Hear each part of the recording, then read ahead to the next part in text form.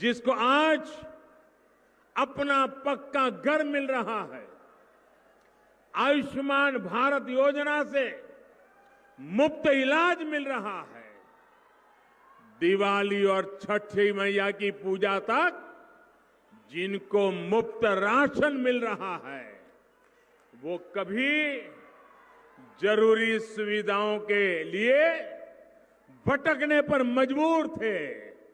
आज जिनके पास सरकार खुद पहुंच रही है, बिहार का ऐसा एक एक परिवार, हर कोई परिवार आज एनडीए की जीत का आधार बना है। साथियों, एनडीए सरकार ने आज समाज के उस वर्ग के सपनों को, उसकी आकांक्षाओं को नई उड़ान दी है।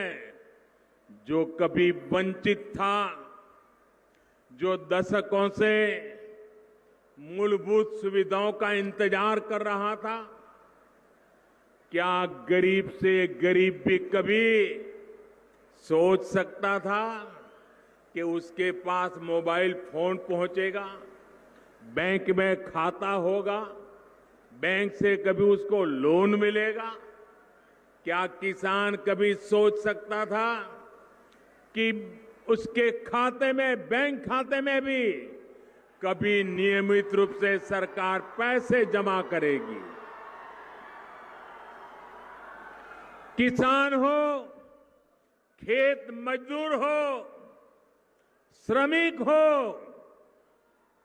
छोटा दुकानदार हो, इन सब ने क्या कभी सोचा था कि उनको 60 वर्ष की आयु के बाद पेंशन की सुविधा मिलेगी, वो बूढ़ापा सम्मान के पूर्वक जी पाएगा? ये सब कुछ आज हो चुका है और एनडीए सरकार ने ये कर करके दिखाया है। साथियों, बिहार ने, और ये बात पूरा हिंदुस्तान भी गर्व से कह रहा है और हर बिहारी तो गर्व से कहने का हकदार है। वो बात क्या है? बिहार ने, बिहारी है, यही वो पवित्र धरती है जिसने पूरे विश्व को, मानव जात को लोकतंत्र का पाठ पढ़ाया है।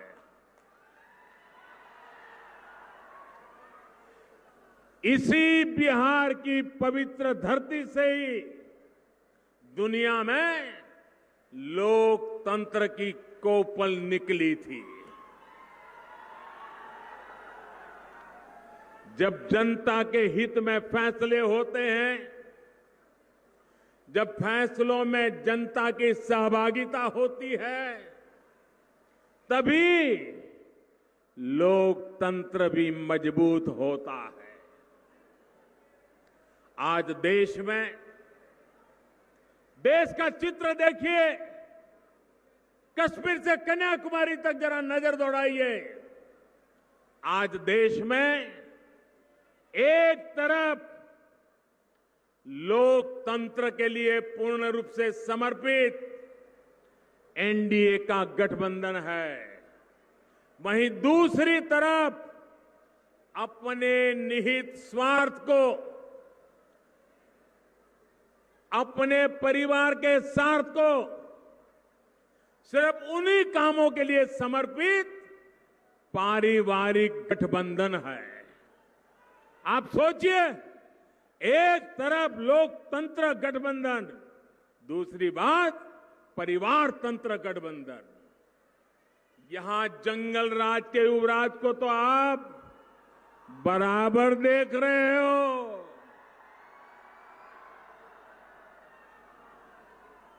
कांग्रेस पार्टी का दायरा भी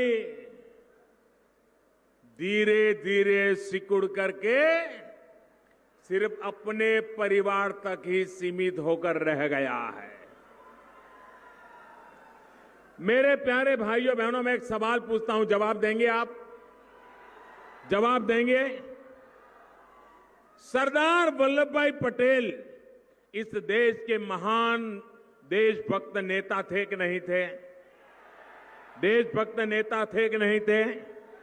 सरदार साहब ने देश को एक किया कि नहीं किया? किया कि नहीं किया? सरदार साहब देश के लिए जिए कि नहीं जिए? सरदार साहब ने पूरा जीवन सिर्फ और सिर्फ देश के लिए लगाया कि नहीं लगाया? सरदार साहब कांग्रेस पार्टी के थे कि नहीं थे? थे कि नहीं थे? फिर भी कांग्रेस पार्टी एक परिवार में ऐसी सिमट गई है, ऐसी सिमट गई है। कल सरदार साहब जैसे महापुरुष का जन्म जयंती थी, लेकिन इस परिवार ने उन्हीं के कांग्रेस के नेता रहे हुए देश के महापुरुष सरदार साहब को स्मरण करने में भी इनके पेट में चूहे दौड़ने लगे। भाइयों, ये परिवारवाद, सरदार साहब न भाजपा के थे, न आरएसएस के थे, न जनसंघ के थे, लेकिन इस मां के लाल थे, मां भारती के लाल थे। उनका गौरवगान करना 130 करोड़ देशवासियों का कर्तव्य बनता है। साथियों, सिर्फ और सिर्फ अपने अपने परिवार के लिए काम कर रही इन पारिवारिक पार्टियों ने आपको क्या दिया? ये बड़े बड़े बंगले बने तो किसके बने? ये महल बने तो किसके बने? सिर्फ और सिर्फ ये परिवार पार्टियों के मुखियाओं के ही बने हैं। बड़ी बड़ी करोड़ों की गाड़ियां आई, गाड़ियों को काफिला बना, गाड़ियां पार्क करने की जगह नहीं बची उनके घरों में, उनका बना। सिर्फ और सिर्फ अपने परिवार के लोगों को हर बार टिकट दिया। क्या नीतीश बाबू के कोई भाई राज्यसभा में पहुंचे हैं क्या? उनका कोई बेटा बेटी पहुंचा है क्या? उनके चाचा मामा पहुंचे हैं क्या? लोकतंत्र के लिए काम करने वाले लोग जनता को अवसर देते हैं। क्या मोदी का कोई रिश्तेदार कहीं पहुंचा है क्या भाई? आपने कहीं देखा है क्या? क्योंकि हम आपके लिए जिंदा है, आपके लिए जान लगाते हैं जी। हम हमारे लिए पैदा नहीं हुए हैं। इन परिवार में तो पता ही होता है। और जहां जहां ये परिवार वाले सरकारों में बैठे करते क्या है? अगर 3 बेटे हैं तो उसको कहते हैं 5 जिले तेरा, ये 5 जिले तेरे, ये 5 जिले तेरे, जाओ मौज करो।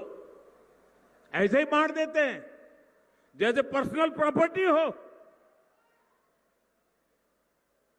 वही उन 5 जिलों का एक बेटा मालिक हो जाता है, दूसरे 5 जिलों का दूसरा हो जाता है। कभी दामाद आवाज उठाए तो उसको,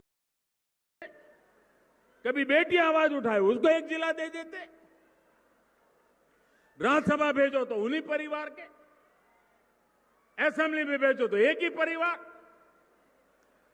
तो फिर आपके बच्चे कहां जाएंगे? आपके लिए निर्णय कौन करेगा?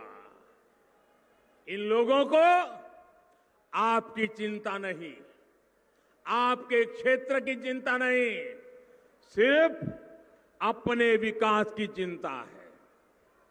भाइयों और बहनों, वहीं एनडीए का मंत्र है सबका साथ, सबका विकास और सबका विश्वास।